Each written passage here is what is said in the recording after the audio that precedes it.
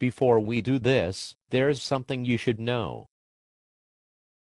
Go ahead. My family has a long history of genital abnormalities. What are you talking about? My uncle had an oversized genital webbing.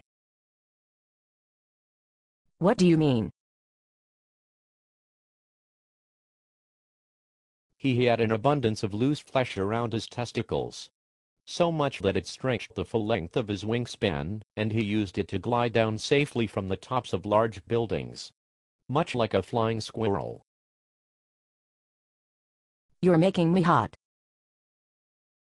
It doesn't stop there.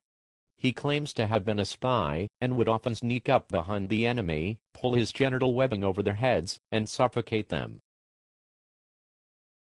Is this some sort of kinky game?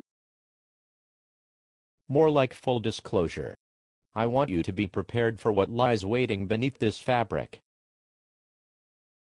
Go on. My grandpa had a different, but equally bizarre genital abnormality. Whenever he became erect, his penis began to whistle. Much like a kettle letting off steam. He couldn't control the whistling, and it made for a number of awkward scenarios. Could he breathe through it? Yes. He was actually quite an accomplished duck hunter, and would hide just beneath the water with his dick above the surface, dancing amongst the reeds. That sounds like a useful penis. It was also prehensile. He often made his breakfast while driving to work. His penis did all the steering. That's amazing. The abnormalities are not always positive. For example, my nephew is only 1 year old. He likes to run into the room and shout that he has a poopy. Meaning a poopy diaper, but he doesn't actually have a poopy. He has a boner. There's nothing more funny and scary than a baby with a boner. Except for maybe a monkey with a hand grenade. 1 minute you're laughing and saying, "Hey, check out that monkey, he's got a grenade," then the next minute you're like, "Oh fuck, that monkey has a grenade." The same thinking applies to babies with boners. That is very sound reasoning. Thank you.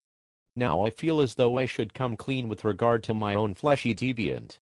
There was a scouting accident when I was younger. While whittling a piece of wood, I cut off my dick. It landed near the campfire, laughed at me, and then ran off into the night. Moments later a new penis grew in its place, but with 2 heads. Much like a hydra.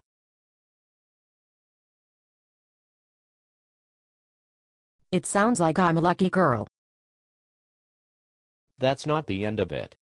Several accidents and several more penis heads later, it looks more like a bruised head of cauliflower than a dick. I decided I wanted the genital abnormalities to end with me, and had a vasectomy. Now when I ejaculate I shoot out a small white cloud of smoke.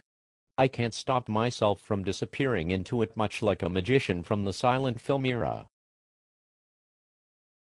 It's cool with me, if you don't want to cuddle. Well then. Let's do this.